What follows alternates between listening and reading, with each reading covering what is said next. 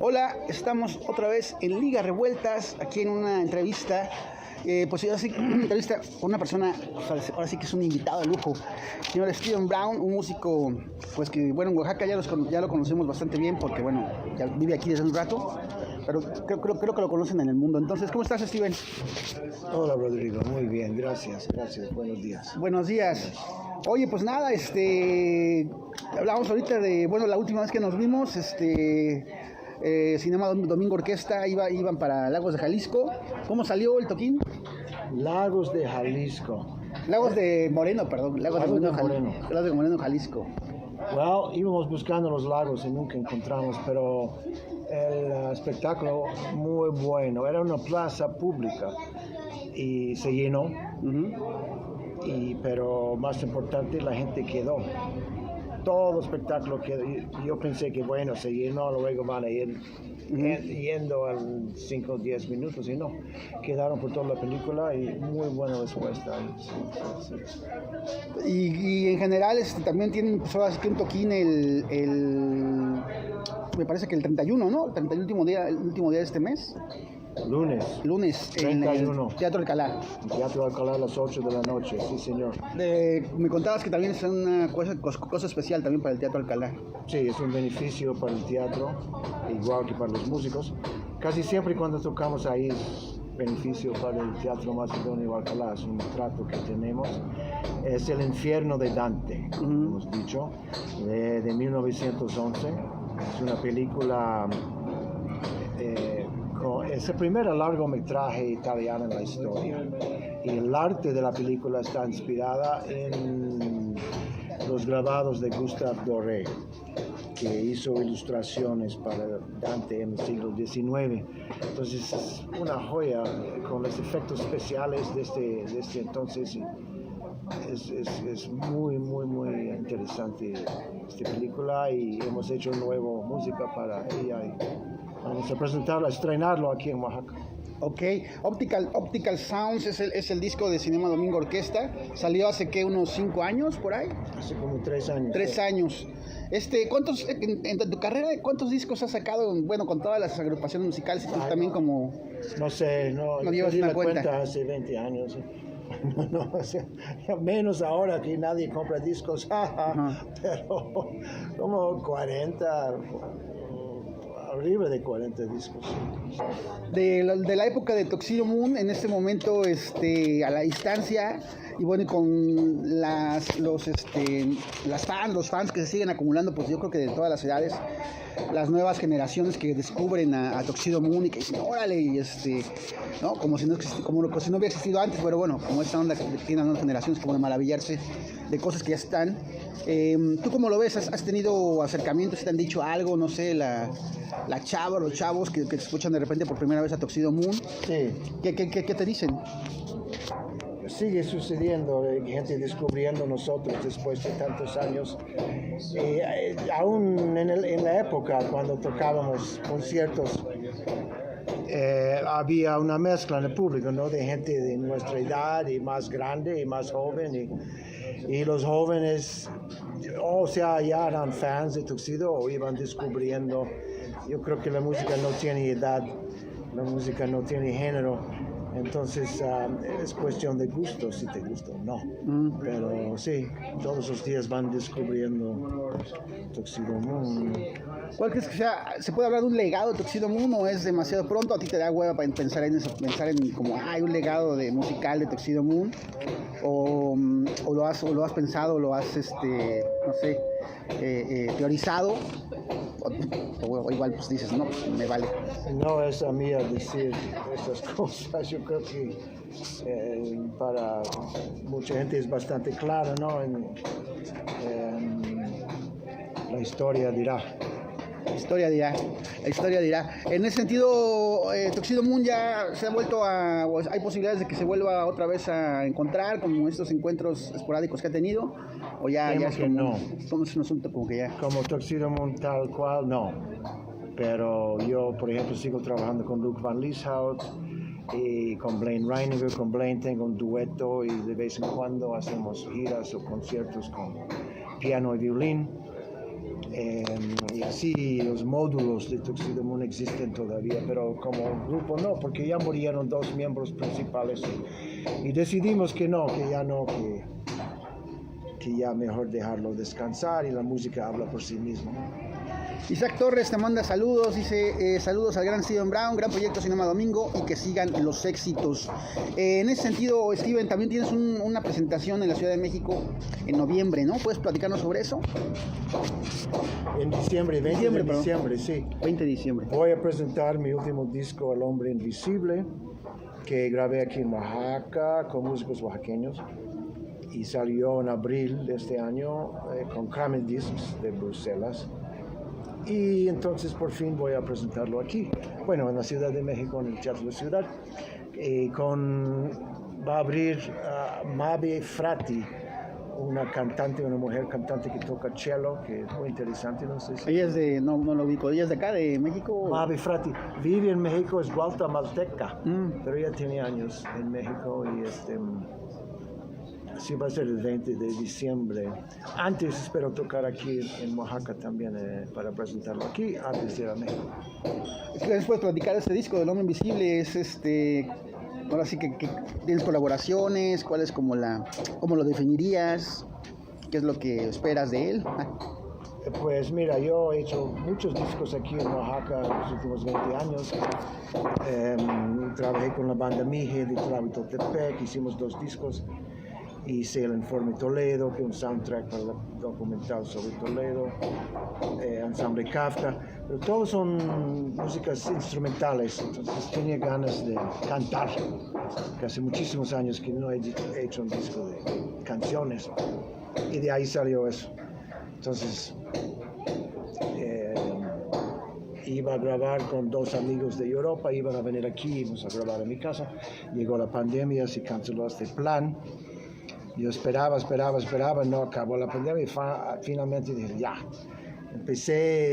Hablé con Paul, entré al estudio de Paul Cohen, el Comalito, hablé con mis amigos aquí en Oaxaca, empezamos a grabar el disco así, en plena pandemia, aquí en Oaxaca con músicos oaxaqueños. Son canciones basado en piano, voz, saxofón, mucho guitarra de Beto Cruz. Beto Cruz, que ya es una persona que ha colaborado bastante contigo, ¿no? Este guitarrista Beto Cruz. En los últimos años sí, conmigo y con Medio Oaxaca. Es muy bueno. Es muy bueno, sí, ¿no? Es muy bueno. Por eso todo el mundo lo quiere. Todo el mundo quiere trabajar con él. Sí, casi están todas sus canciones Beto. Y está bueno, son como 12 músicos total. ¿Y las canciones sobre qué van, Steven? ¿Cómo las podrías definir? De todo un poco, de todo. Mi vida en México, de la situación hoy en día, de la conquista. Tengo una obsesión con la conquista. Hay una canción que se llama El Libro, The Book, que se trata de eso, de qué pasó y dónde estamos y cómo es que pasó eso, la conquista. ¿Qué más? De todo un poco, El Hombre Invisible, es casi una canción de amor.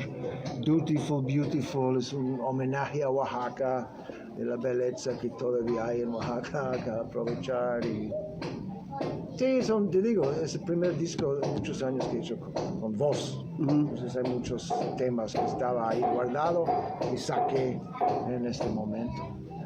¿Cómo, bueno, ahora sí que haciendo como un recuento rápido, ¿cómo recuerdas exactamente el primer momento en el que, bueno, dijiste me voy a dedicar a la música, o empezaste a dedicarte a la música, o cobraste conciencia de que tal vez eso era lo que ibas a hacer el resto de tu vida?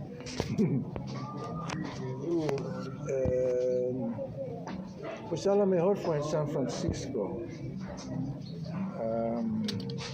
Sí, porque quería entrar en un grupo de teatro ahí en San Francisco en los 70s que se llama The Angels of Light. The Angels of Light. Era un grupo muy importante en este momento, históricamente de hecho. Era un grupo de hombres y mujeres que hicimos teatro original, todos juntos.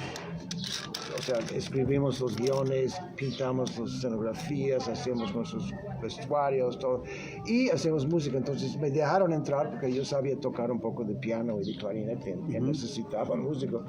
Entonces yo entré y en ese momento tenía como 22 años, me di cuenta de el poder de la música y que podría ser una entrada, ¿no?, en muchas áreas de la vida, y entonces empecé a tocar con ellos. El grupo era tan radical que no permitían dinero, o sea, todos los espectáculos no podrían cobrar y nadie en el grupo podría trabajar por dinero.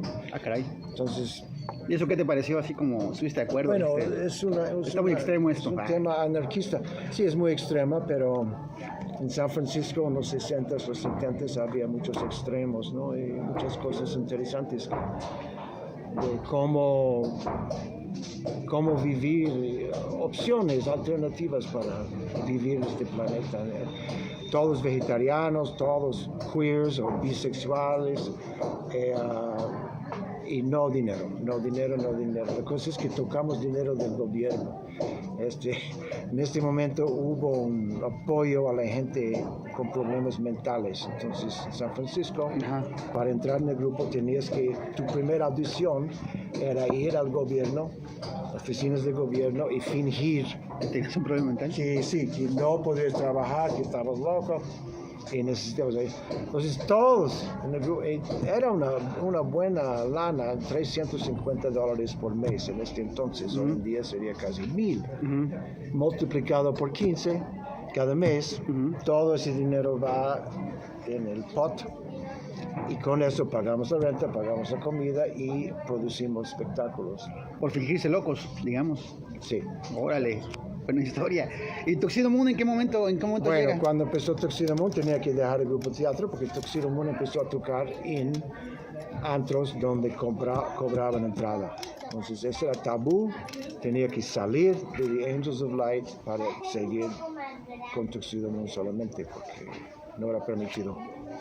¿Y cómo llega el toque Tuxedo Moon? ¿Cómo llega esta experimentación, esta búsqueda constante, pues, de derroteros, pues de expresión, ¿no? De cosas que no se habían, incluso, no sé si no se habían hecho, pero que tal vez no se habían, pues, no sé, totalizado. ¿Cómo empieza Tuxedo Moon? ¿Cómo empieza el camino que tiene hoy a Tuxedo Moon pues a la vista o a los oídos de mucha gente, pues como una de las bandas más representativas de esta música, pues se llama experimental, ¿no? Pero bueno, tal vez no sea tan experimental. ¿O tú cómo ves? Sí. Hoy en día no parece tan experimental. Muy fácil. Yo tomé una clase de música electrónica en City College de San Francisco y ahí en la clase estaba Blaine Reininger tomando la misma clase. Y así nos conocimos. Y un buen día él me llamó por teléfono diciendo que ya tenía una fecha para un grupo que se llamaba Tuxedo Moon, que iba a ser de él y yo. Y ya tiene una fecha para un concierto. Y yo le dije, pero ¿qué vamos a hacer? Entonces la idea que hicimos era, porque en el clase de la música electrónica había un cinte, uno de los viejos grandes con cables como los teléfonos viejos, ¿no?, que se ven en la película. Yes, can I help you? Y grabadores de carrete. Porque música electrónica, como tú sabes, tienes que grabarlo porque solo existe en el momento. Si no lo grabas, no existe. Entonces lo que hicimos con Tuxedo Moon en los primeros años era llevar los cintas de esta clase, usándolo como base en el escenario y tocando encima. Blaine tocaba violín y guitarra, yo tocaba sax y me prestó un teclado, un synth. Y así empezó, con la carreta en el escenario, los bobines, con digamos una secuencia, un ritmo, unos sonidos, y encima tocamos. Ese fue Tuxedo Moon, algo novedoso en este momento. Al principio era difícil para el público, pero poco a poco iba más y más aceptando el público de San Francisco, hasta que luego entre otros músicos, Peter Principal, Winston Tong, etc. Hasta que que formamos un grupo más en forma. ¿Podrías decir que tuvieron influencias en lo que empezaron a hacer? Que se tuvieron, lo platicaron entre ustedes, dijeron, bueno, queremos sonar así, queremos sonar asado. No, ¿O fue surgiendo? muchas influencias, pero una regla principal es que no queremos parecer a ningún otro, no queremos porque ahí, por ejemplo, donde ensayábamos había un tablón, ¿no? Con notas. Buscamos baterista, buscamos vocalista. Y siempre diciendo que buscamos un guitarra que toca como fulano, o un voz que canta como fulano. Fue tabú, no queríamos nada que sonaba con nadie. Uh-huh. Entonces cuando estamos componiendo y se empieza a sonar, no, stop. Otra vez. Muchísimas influencias, claro, pero no queríamos que se notara. Ok, en ese sentido, con todo lo que hizo Tuxedo Moon y ha hecho musicalmente hablando, ¿tú qué definirías por experimental? O sea, ¿realmente es experimental? Bueno, sí, claro, tal vez experimental es experimentar, ¿no? Y el probar diferentes cosas, pero se ha abaratado, digamos, el término experimental. Hoy es experimental cosas que, bueno, que en realidad no valen la pena, o se ha enriquecido, o es cada vez más potente, o cada vez más a la baja. ¿Tú cómo lo ves? ¿Experimental? Sí, la música experimental, o lo que se definiría como música experimental. Uh-huh.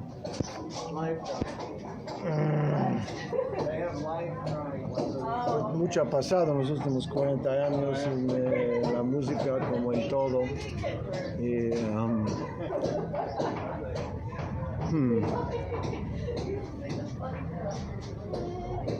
Difícil, porque en este post-moderno mundo casi hemos visto todo, ¿no? Hemos escuchado todo. Entonces, más bien esperando algo realmente experimental, realmente novedosa, que no ha llegado todavía.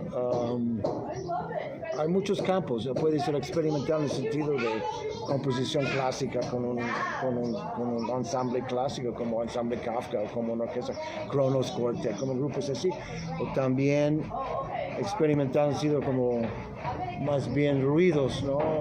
Sonidos no musicales, sonidos hechos con elementos que no son instrumentos clásicos. Hay muchísimos niveles y campos.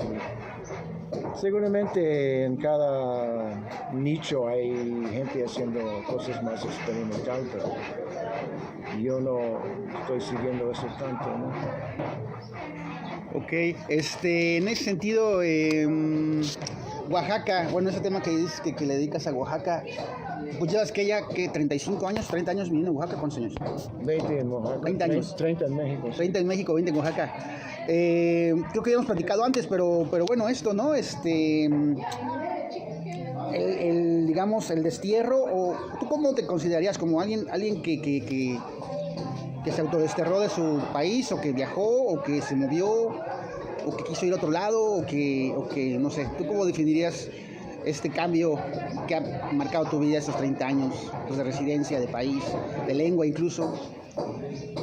Pues más de 30 años, porque en 81 salí de Estados Unidos para vivir en Europa. Antes de venir a México vivía en Bruselas.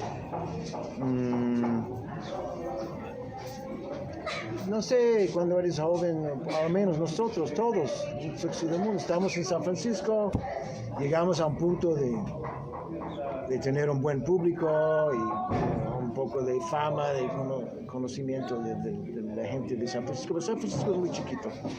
Entonces un día decimos, ¿qué vamos a hacer? Ya llegamos al tope, ¿no? Al tope. ¿Qué hacemos? ¿Vamos a Nueva York, Los Ángeles o Europa? Vamos a Europa. Muy naif. Entonces subimos al avión, sin visa, sin papeles, sin nada, sin planes. Y así fue. Es la energía o la naividad de la juventud. Mientras estamos de gira en Europa en 81, algo así, y dijimos, bromeando, que si Ronald Reagan fue elegido presidente, nunca íbamos a regresar a Estados Unidos. Ronald Reagan fue elegido y quedamos 8 años, en Europa. de hecho, ¿no? 8 años. Yo quedé 12 años en Bruselas y Blaine más como 20. Y así, pero parecía una cosa muy natural viajar por donde sea. Queríamos ver el mundo, ¿no? Vámonos. La música es muy buena en ese sentido, es como una agencia de viajes. Puedes ir por todo el mundo tocando tu música. A ver si pega, aquí pega, ahí no, pero así fue. ¿Cada cuánto regresas a Estados Unidos? ¿Cuánto andas te das una vuelta por allá? Muy rara vez. Muy rara vez. ¿Cómo es el regresar y ver las cosas desde otra perspectiva, desde afuera? Desde afuera, sí, es completamente otro universo desde afuera. Como ellos, viviendo ahí, la mayoría no tienen idea de lo que está pasando afuera de Estados Unidos.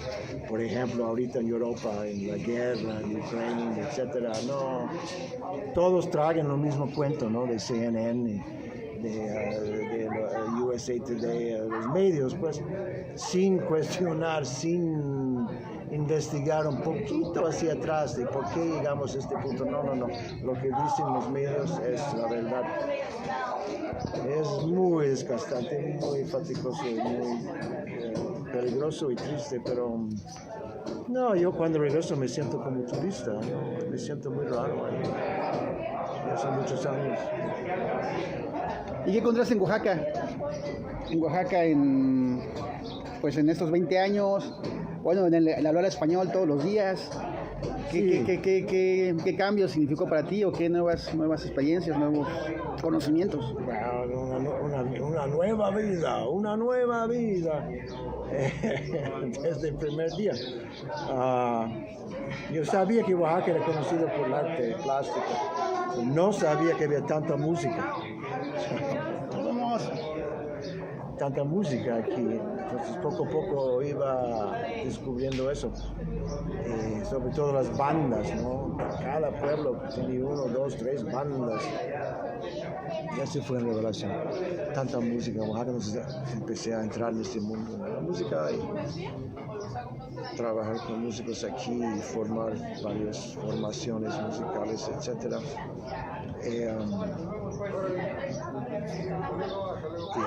Y así, bueno, Cinema Domingo empezó en mi patio de la casa donde nos vemos lunes. Nos vemos, ¿crees que nos vemos? Nos vemos lunes. Sí, ya tengo boletos. Muy bien. ¿Todo bien? Are you nervous? No. Not yet. I'm being interviewed. Chao. Hasta luego. Cinema Domingo. Empezó en el patio de mi jardín, como en qué hacer los fines de semana, proyectando películas sobre la pared, no sábado. Ahí empecé a conocer gente, Bruno Varela y yo. Eran nosotros dos al principio. Sí, Bruno ya era músico, ¿qué? Bruno era músico, toca bajo. Es conocido como videasta, ¿no? Pero también toca bajo muy bueno. Está en el disco Hombre Invisible también. Órale. Y así empezó Cinema Domingo y poco a poco iba formalizando el grupo y la música hasta que hoy en día ya vamos por todo el país en festivales, etc. Pero quería decir una cosa sobre eso de, como tú sabes, al principio el cine no tenía sonido, mudo. Luego, pocos años después empezaron a meter ruidos y música, pero en vivo. Había una persona atrás de la pantalla haciendo ruidos o tocando un instrumento, hasta gente hablando, pero afuera de la pantalla, en vivo, para ilustrar la película, ¿no? Y toda la música era en vivo. Entonces, cuando llegó el sonido a finales de los años 20, como tú sabes, muchos directores de cine estaban en contra del sonido. Charles Chaplin, Sergei Eisenstein, Abel Gance, Carl Dreyer, muchos grandes artistas del cine. No, ese es el fin. Estaban en contra del sonido sincronizado. Dice que vamos a perder la magia, vamos a perder el oniricismo del cine. Yo creo que tenía razón. Chaplin no usaba sonido hasta 1940. Música sí, sonido no. Entonces, lo que hacemos con Cinema Domingo, lo que vamos a hacer lunes, es eso, es rescatar un poco de esta magia del cine que existía antes. Imagen y música. Basta.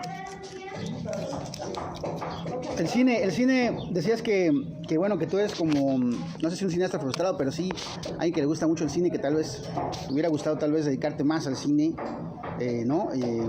¿Cómo ha sido el cine para ti? ¿Has hecho soundtracks? Bueno, siempre recordaré que te vi actuando en esta película, Salón México, ¿no? Ahí tuviste una actuación ahí con un Quien Vive con Edith González y Demián Bichir, nada más y nada menos. Pero ¿cómo defines el cine en tu vida, no? Más allá de lo de, bueno, claro, a la par de lo de Cinema Domingo. El cine fue mi primer amor. Yo quería hacer cine, yo hice cine de adolescente, con mis amiguitos y todo. Hicimos varias películas, hasta hoy en día, pero ahora mucho menos. En Super 8, hice películas en Super 8. Y luego en video. En la universidad fui a Washington, hice documentales sobre manifestaciones, etcétera. Pero sí, cuando vi la película de Ray Harryhausen con música de Bernard Herrmann. Ray Harryhausen hizo animación de los monstruos, el Cyclops, el Sinbad, el viaje de Sinbad, ¿no? Todo era stop action, como tú sabes, Sí. de Ray Harryhausen, que era un genio de esta técnica. Y esta película en particular tenía música de Bernard Herrmann. Entonces, las dos cosas juntas, yo tenía como 15 años. Wow, yo quiero eso. Eso es lo que quiero hacer en mi vida. Y poco a poco, bueno, terminé con Tuxedo Moon, que era un poco un compromiso, ¿no? Pero en Tuxedo Moon proyectamos cine y tocamos música y hacemos teatro. Entonces era como una mezcla de elementos, ¿no? Y ahora con Cinema Domingo es otro camino hacia el cine. Entonces sí, siempre he sido presente el cine en mi vida. ¿Cuáles son tus compositores de soundtracks favoritos? Bernard Herrmann. Mencionaste a Bernard Herrmann. ¿Quién más por ahí? Bueno, hay muchísimos. John Williams, Star Wars, tiene su onda. Morricone, por supuesto, Nino Rota, Jerry Goldsmith, Nicholas Rosa, Elmer Bernstein, Harry Warren, quien escribió las canciones para Busby Berkeley, los años 30. Las películas de Busby Berkeley con de caleidoscópicas, ¿no? Bailarinas. Pianos que bailaban. Las canciones que hizo Harry Warren y Al Dubin. Harry Warren hizo la música y Dubin la letra. Bellísimo, me encanta hasta la fecha. Muchísimo. Lullaby of Broadway, famosísima película, música de Harry Warren. Y así. ¿Qué debe tener un soundtrack, consideras tú, para ser un buen soundtrack? O sea, ¿tiene que complementar la imagen o puede estar por encima de la imagen o incluso puede potencializar la imagen y resignificar la imagen? ¿O cómo lo definirías tú? Es muy delicado.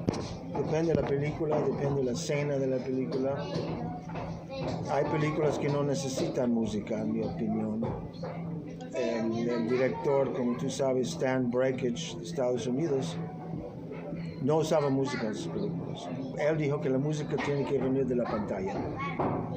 Él dijo, la música no solo viene de las bocinas, viene de la pantalla. Debe entrar por los ojos. Y si tú ves sus películas, se entiende. Porque sus imágenes son muy musicales. Y efectivamente no necesitan música. Cada caso es diferente, depende de muchas cosas. Y cada compositor tiene sus maneras de dialogar con la película. No debería comer la película, no creo que debería ilustrar tampoco, pero hay mil maneras de hacerlo, ¿no? Ennio Morricone abrió muchas puertas en este sentido, por supuesto. Finalmente es cuestión de uno mismo, ¿no? El trabajo de director con el compositor. Sí, incluso Sergio Leone decía que básicamente le debía su carrera a Morricone, ¿no? Que bueno, que él hizo por sus películas más de lo que cualquiera pudo hacer con estos soundtracks pues tan característicos, tan dramáticos, tan totales, ¿no? Tan narrativos también. ¿Tú has tenido experiencia haciendo música para películas, para audiovisuales? Sí. ¿Cómo cuáles que nos podrías contar? Bueno, el Informe Toledo, que es Informe Toledo. Es conocido aquí. Varios cortos en Europa y aquí, y luego usan música ya hecha para películas como Wim Wenders en Las Alas del Liceo, usa una canción mío de Tuxedo Moon en esta película. Hice otra película mexicana, La Maíz en tiempos de guerra, de Alberto Cortés, un soundtrack que hice con Julio García hace unos años.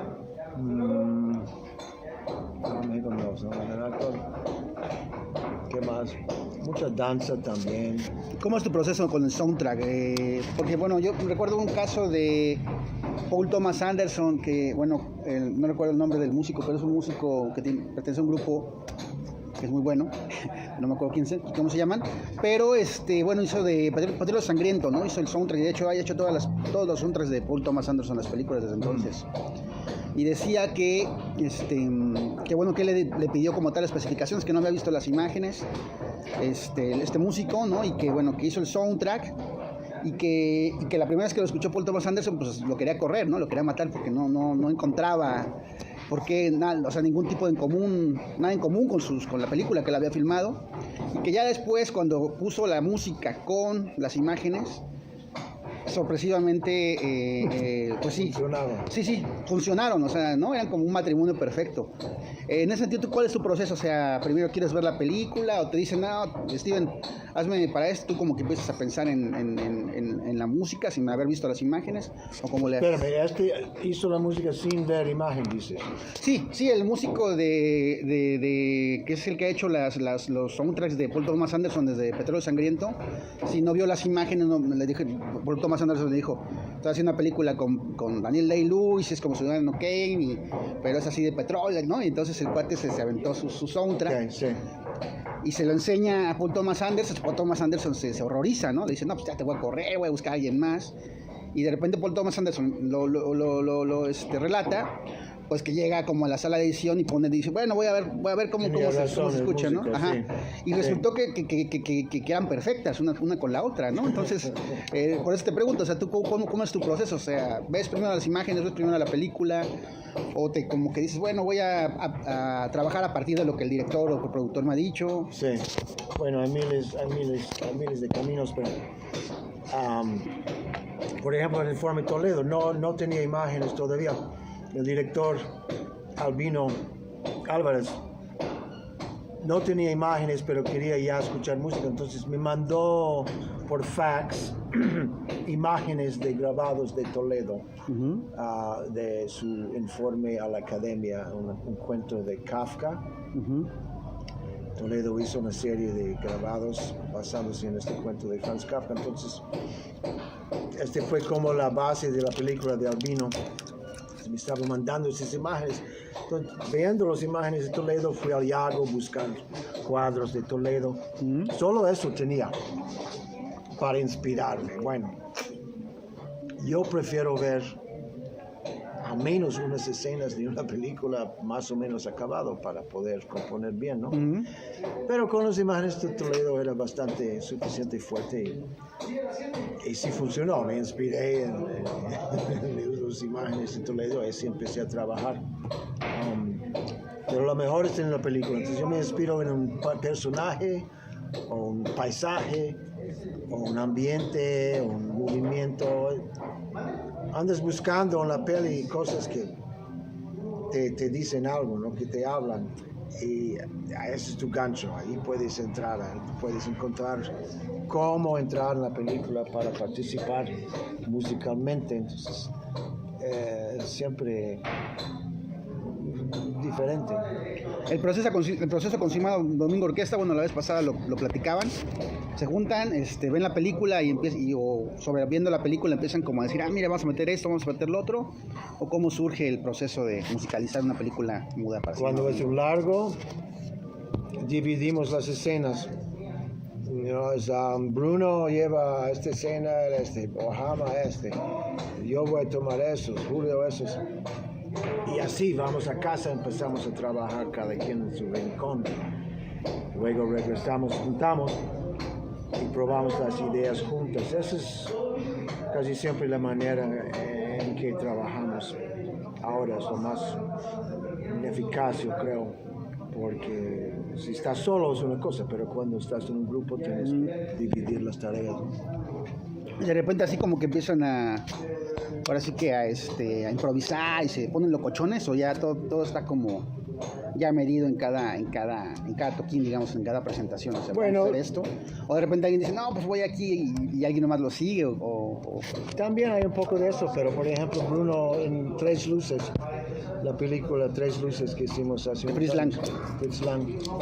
Bruno llegó con unos patrones rítmicos de Bolivia que él tenía en mente desde años y propuso pegó muy buena con varias escenas de la película. Entonces empezamos él tocando el patrón, Julio y yo buscando melodías o temas para complementar el base rítmico. Entonces, en de Infierno, Julio llegó con unos patrones rítmicos de santería, ¿no? De música cubana, música afrocubana. Usamos eso como base en varias escenas. Parecía lógica porque es una película sobre el infierno, usar ritmos de la santería y sí funcionó.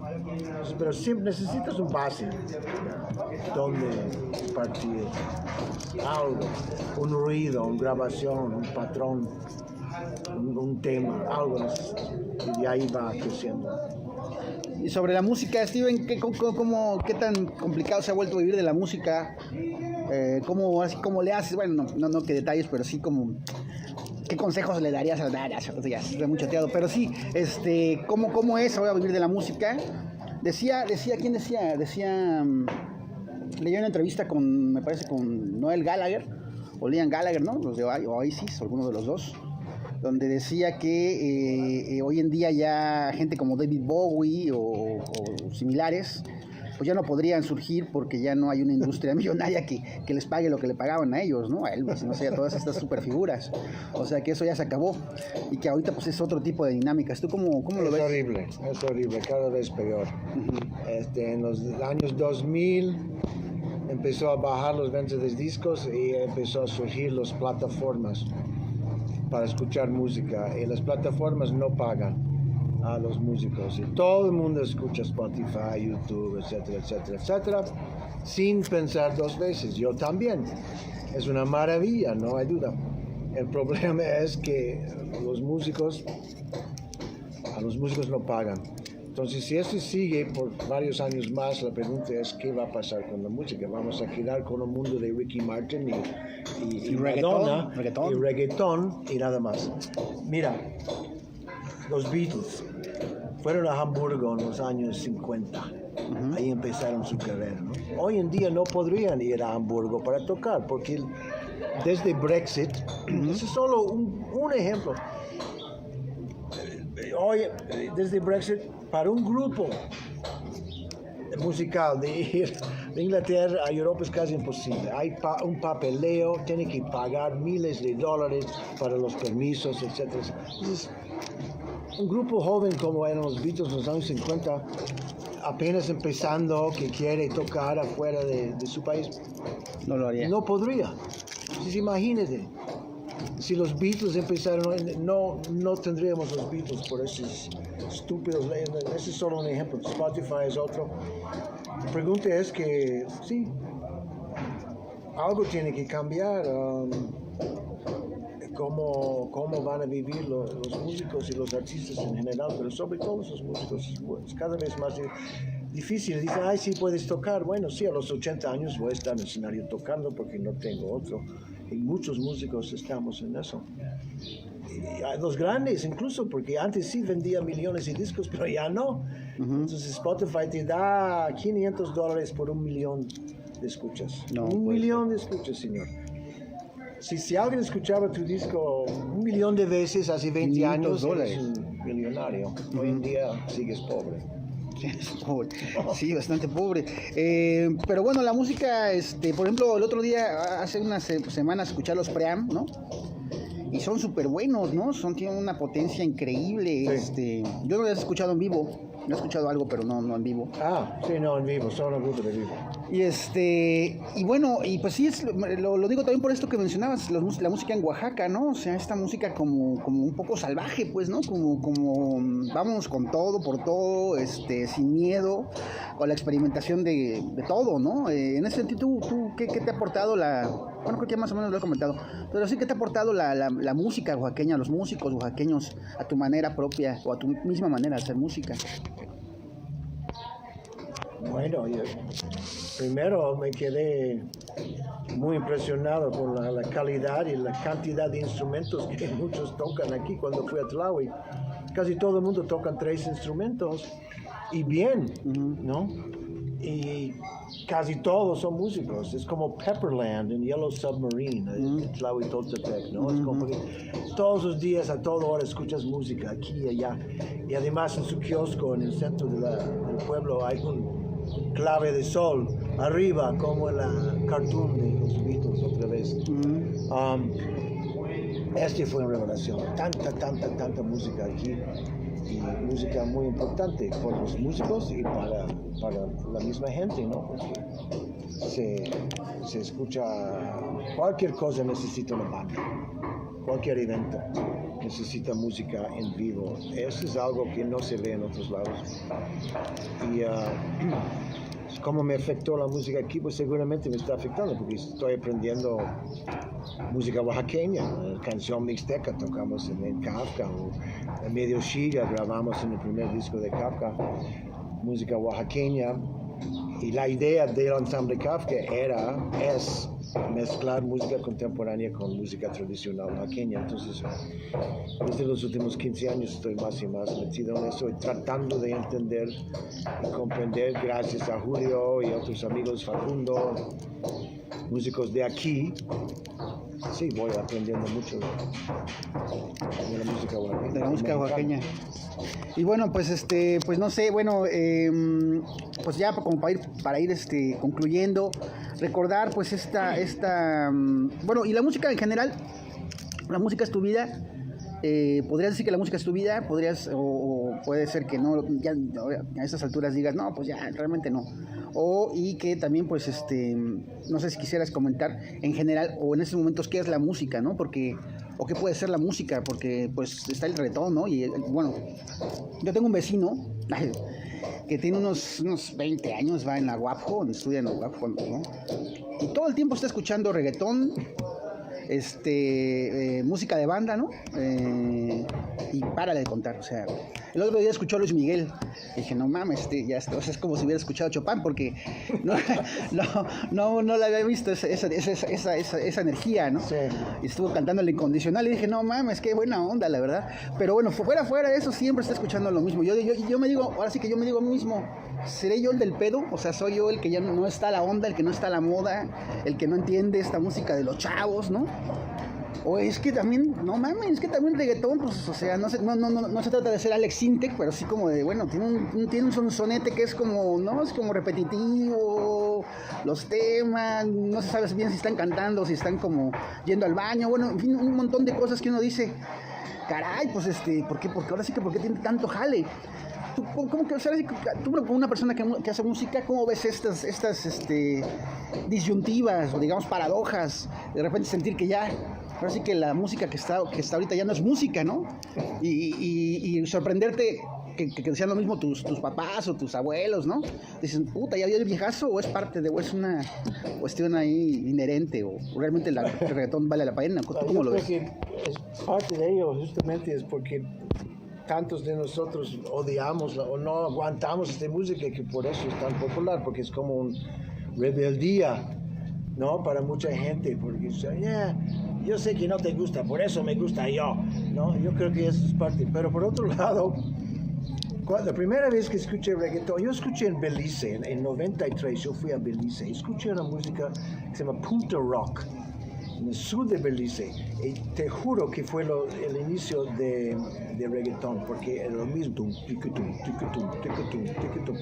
¡Wow! Regresé a México con un cassette, le di a Edmundo Navas en Opción Sónica, el mundo, este va a ser el próximo moda, ¿no? Bueno, estaba un poco adelantado, porque hasta 20 años después pegó. Ajá.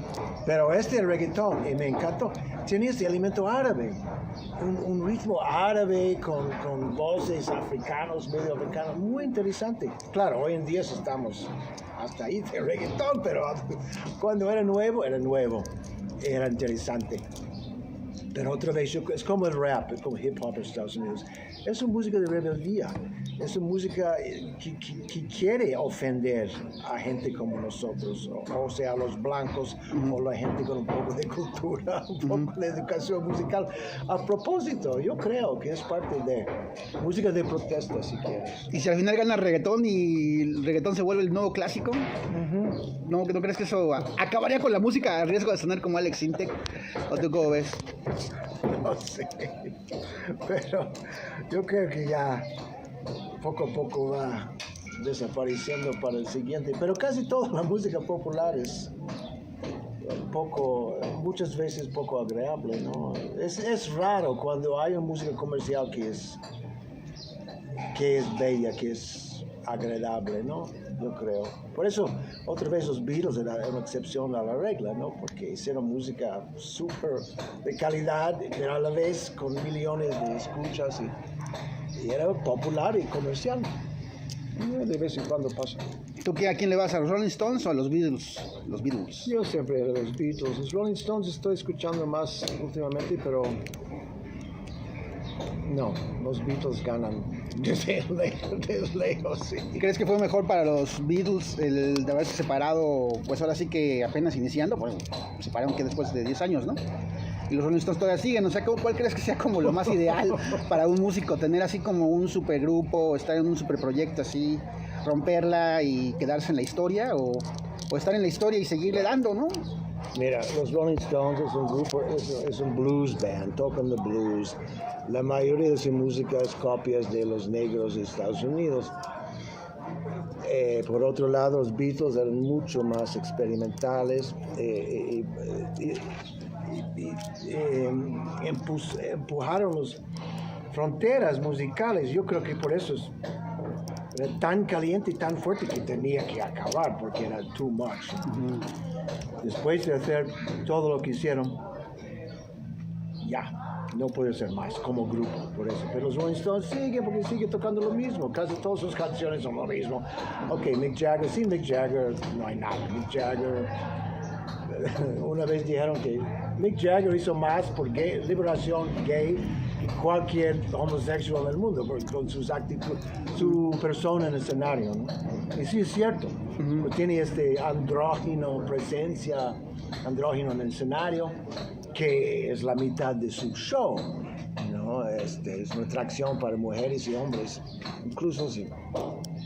Y su canto y su personaje, porque tampoco Keith Richards es gran cosa en la guitarra, perdóneme, y etcétera, pero juntos tienen algo que sí es rock and roll, de viejo rock and roll, nunca muere. ¿Y cómo te parece Creedence? Me encanta. Creedence, sí, ¿no? Son como los...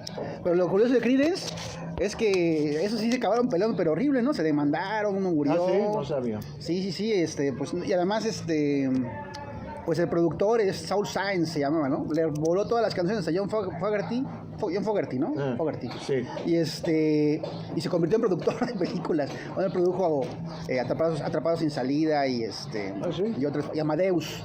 Pero bueno, puso todo esto de sus películas porque básicamente se peló todo el material de Creedence, ¿no? Se lo registró todo y pues él lo cobró. Cobró las regalías. Sí, suele suceder eso. Suele suceder, los caimanes, ¿no? ¿Tú cómo ves los managers caimanescos? Hay que tener cuidado con ellos, ¿no? Sí, casi todos pasamos por eso, incluso nosotros. Cuando eres joven, ingenuo, eres muy vulnerable y sí, es un peligro. Es un peligro. Bueno, Steven, pues muchas gracias. Entonces, muchas gracias por haber platicado con nosotros. No sé si quieras agregar algo más. Y bueno, nada, recordarle a la gente que este 31 de octubre, lunes, ¿a qué hora? A las 8 de la noche. Va a haber boletos en taquilla. Macedonia Alcalá, boletos en taquilla. Y en La Jícara y en La Vieja Lira. No se lo pierde. No se lo pierda. El infierno de Dante, con música original en vivo. Y tú en diciembre, el 11, ¿qué día? 20 de diciembre, 20 de diciembre, Teatro de la Ciudad de México. Teatro de la Ciudad de México, en la Ciudad de México. Vas a presentar tu libro, El Hombre Invisible. Tu libro, ándale pues, tu disco. Nuevo disco. Muchas gracias, Steven. Muchas gracias por haber estado con nosotros y platicar con nosotros. Pues gracias.